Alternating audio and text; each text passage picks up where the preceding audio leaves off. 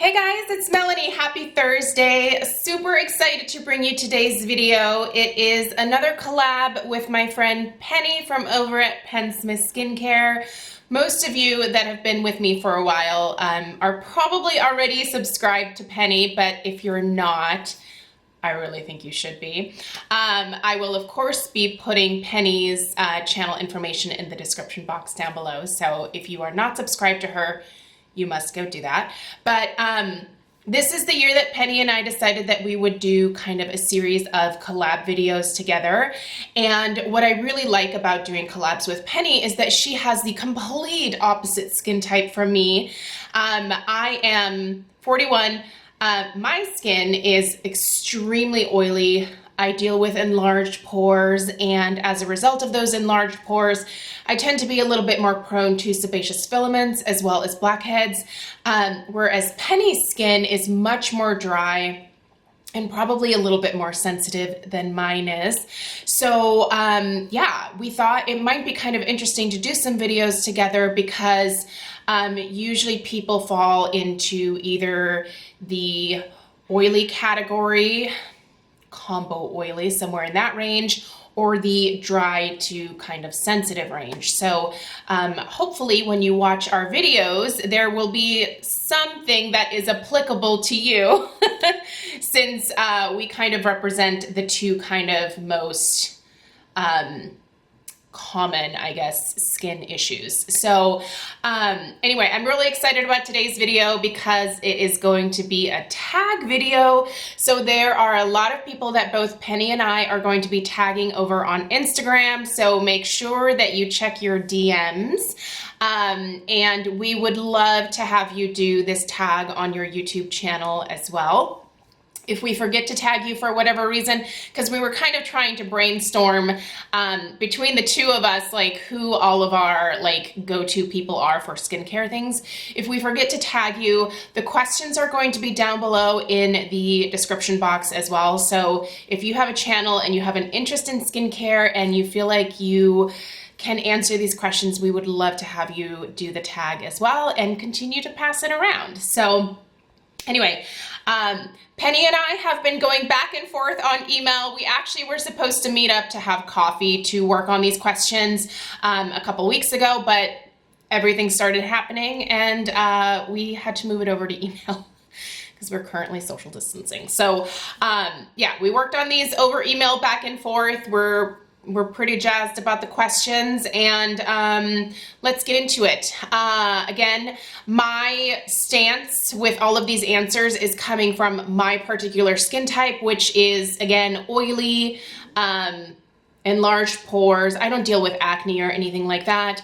Yeah, I tend to be pretty aggressive with skincare. As you guys know, if you are not new to my channel. If you are new, I hope that you'll take the time to stick around and subscribe. The sun is kind of coming and going, so that might affect the lighting here a few times. Hopefully it doesn't get too bad. All right, first question. What is your favorite inexpensive skincare brand? Mine, I would have to say, is probably Derma E. Most of the products that I really like from Derma E are somewhere in the $15 to like $25 range. So I consider that personally pretty affordable. If that is still out of your budget, I think that Good Molecules is also an even more affordable, really good option as well. So I would have to say, for me, number one would be Derma E. And if you shop at Ulta, because Derma E is on the drugstore side, you can use those $3.50 off coupons, which make the products even more affordable. So your favorite high-end or expensive skincare brand. So I like a lot of high-end skincare brands. I tend to get a little bit of flack about not having more affordable options that I talk about sometimes, but for me, for my channel, I try what I want to. I don't really base my reviews or the products that I use on what is trending on YouTube in terms of like views or whatever. It's what I want to try, and then bleh, there's my experience with the product. Like, so for me, probably the Right now, my favorite high-end brand would probably be Dr. Dennis Gross. I've had a huge amount of success with his Alpha Beta skincare line. So I would definitely have to say that is probably my favorite high-end right now. And Paula's Choice, I would consider Paula's Choice a little bit more mid-range in terms of price point, but for some people, Paula's Choice would be considered high-end as well. So I would say between those two, it'd be hard to pick, but if we're talking more expensive than Dr. Dennis Gross. Least favorite skincare brand overall. I'm gonna go with The Ordinary. I know I get a lot of flack for not being gung-ho about The Ordinary. Honestly, I just personally have not had great luck with the brand. I know a lot of people do, and if you do, I think that's incredible because the price point is great. So if it works for you, fantastic, but for me, that brand is just a big thumbs down. Fragrance and skincare, are you okay with it? Are you not okay with it? This is going to be a case of do as I say, not as I do personally. I don't mind fragrance and skincare. I understand why it's not good to have it in there, and I don't specifically seek out skincare with fragrance in it. But if there's a product that I want to try or a product that I have loved for years, if it has fragrance in it, I will still personally use it. I don't get a lot of reactions. My skin is very tough, and for me, fragrance sometimes obviously helps to cover up the smell of the ingredients. It can add like an aromatherapy type element, and I don't personally mind that, but I do think it is best to seek out skincare that does not have fragrance in it. But for me personally, I don't have a problem with it. Alcohol in skincare, are you okay with it or not? So here's the thing.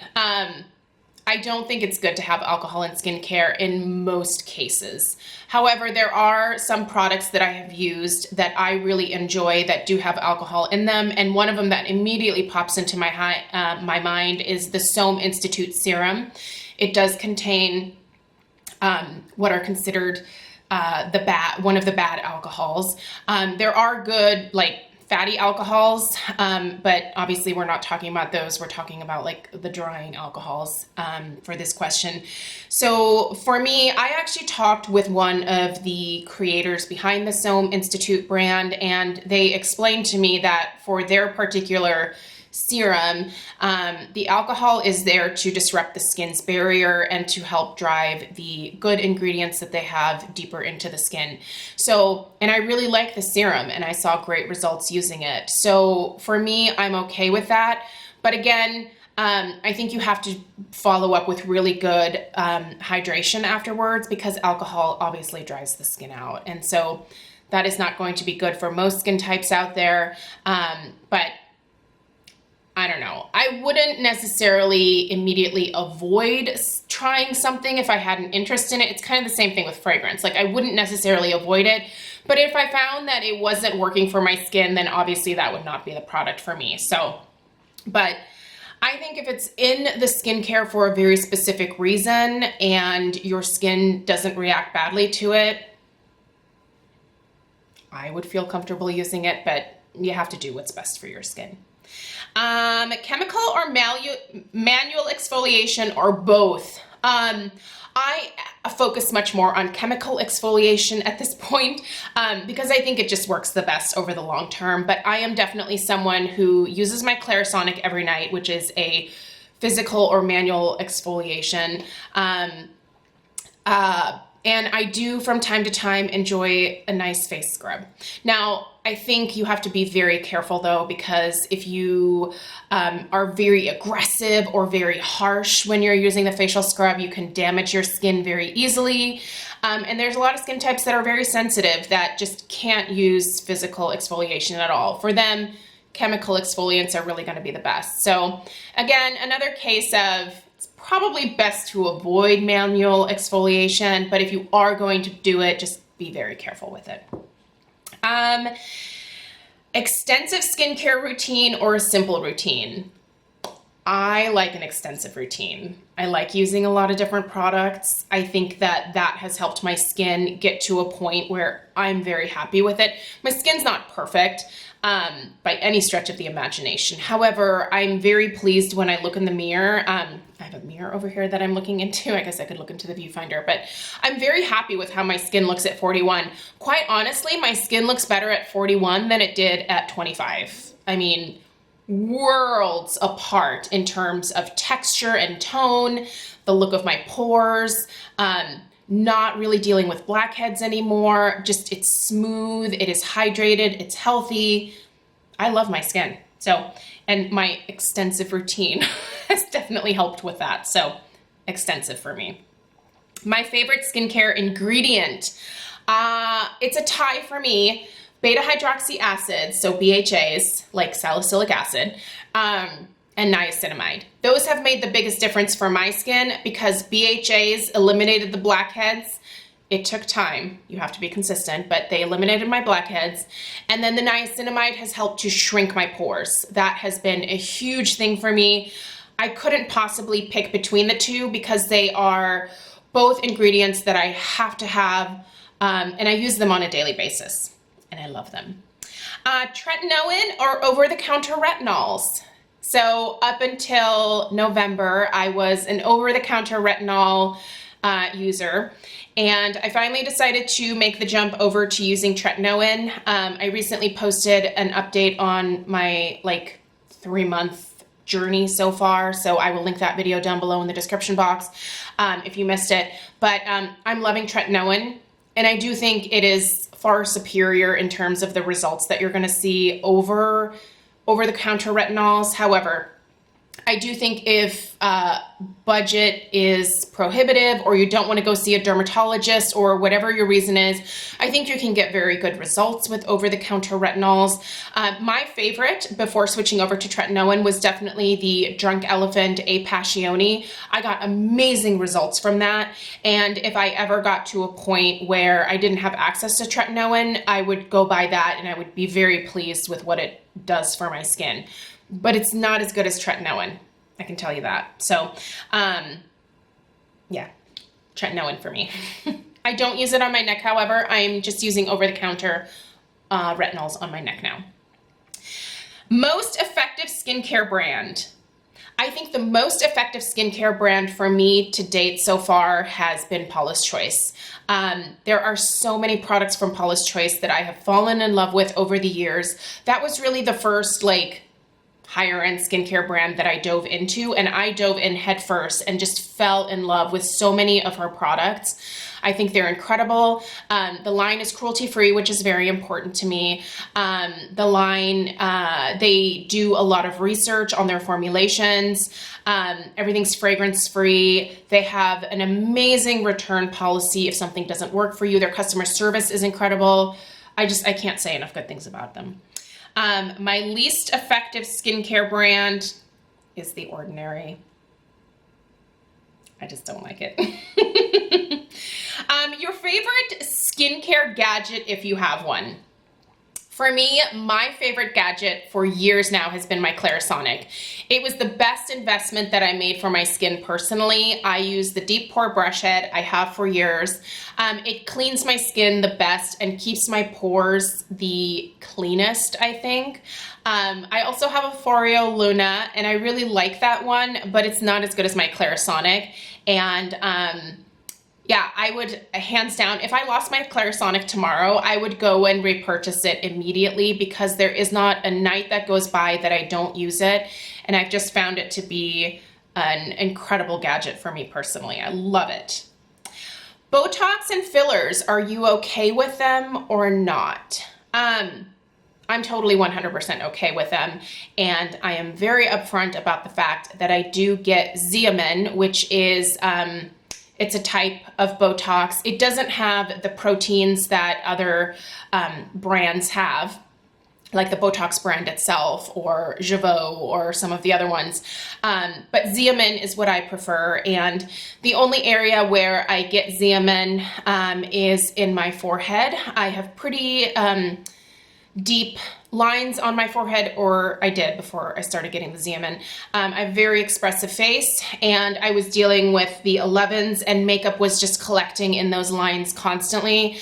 Honestly, I am I'm overdue for my Xeomin. I was supposed to go in at the beginning of March, but I had to postpone because I had a bunch of work stuff happening, and my new appointment was supposed to be April 4th, but because of what's happening right now, it's gonna get pushed back again. So I am starting to regain a little bit of movement in my forehead and my frown lines. It takes a while to really wear down, but typically I will go in every 3 months and have it touched up. I don't do anything around here. I don't have filler anywhere else on my face, but I am not averse to getting filler in the future to kind of help keep my face looking just a little bit younger. I don't ever want to look like I'm 20 or 30 years younger. Like, I'm not going to be the person to go and have a facelift in my 60s or 70s. Like, I just want to age gracefully. And if there's something that I can address that annoys me with a little bit of Botox, then I'm happy to do it. It's something that I'm willing to give up in other areas of my life to be able to afford to budget for it. So for example, I used to get my nails done. I just stopped doing that, and you know, and I really don't get pedicures all that often, and stopping that frees up a lot of money for other things. So I just put it towards the Xeomin now. But yeah, I'm totally okay with other people getting Botox and fillers as well. Do what makes you happy. Yeah, I don't really care what other people do, and I don't think you should either, because it's not your face. That's my opinion on it. Favorite in-office treatment. So my favorite in-office treatment has been the plasma pen, only because that is what Penny from PennSmithSkincare used to get rid of my sebaceous hyperplasia. If you don't know what those are, I'm going to link a video down below that I did that talks all about the treatment. But the plasma pen is what she used to eliminate all of the sebaceous hyperplasia that I had on my face. They have been gone since she treated them. I've had a couple of new ones pop up in new areas of my face, but the old ones have not returned. I didn't deal with any adverse effects as they were healing either. So there was no hyper or hypopigmentation. Yeah, it's great, flat. It's flat. You can still see kind of where they were at, but the skin is completely flat, and that's all that I was looking for. So yeah, the plasma pen has been my favorite in-office treatment for sure. Your favorite home skincare treatment. So for me, I really like derma rolling. I think that when done correctly and done safely, meaning that you are sanitary with everything that you're doing, derma rolling is a great treatment. I think you have to follow the directions very carefully. I know a lot of people now are getting into microneedling at home. I'm not really personally comfortable with that. That is something that I would go see Penny, my esthetician of choice for sure. So, you know, I plan on at some point having Penny maybe doing a microneedling on my face that's a little deeper than what I do at home. I only use the 2.5 millimeter derma rollers. I'll link the one that I prefer down below in the description box. But yeah, that's very easy for me to do, and it's quick, and I find it to be just kind of a relaxing thing. It's not painful for me because, again, I'm using like the very, very short 0.25 millimeter needles. So, but yeah, I would say that derma rolling is probably my favorite home treatment, besides masking. I love to mask, but everybody does that. And then the one skincare item you cannot live without. Okay, this one is tough, but I think if I'm thinking about it right now, probably my 20% niacinamide from Paula's Choice. I recently finished my first bottle of it. As soon as I finished it, I ordered a backup of it. The reason that I really feel like I can't live without it right now is because it helps to control my oil, which is my biggest issue. So for me, finding a product that helps to control my oil production and helps to shrink my pores that's kind of a go-to product. If I were to sneak in a close second, it would be the BHA 9 from Paula's Choice as well. Those are just go-to products that I would never ever want to be without, and that I just find extremely effective for my skin. So any specific products that I mentioned, I'll put the link down below so that if you're curious about them, you can go read up more about them yourself. And if you want to order them, you'll have the information down there. So, but those are the questions. So, if you have a YouTube channel and you love talking about skincare, I hope that you will do this tag and share the information with your subscribers as well. Let me know if you do decide to do this tag. Put a comment down below when your video is up and I will go watch it. And yeah, a big thanks from Penny and I for watching our videos. If you're new here, again, I hope that you'll take the time to stick around and subscribe. If not, thank you for at least watching today. And yeah, I'll see you in the next one. Take care. Bye, guys.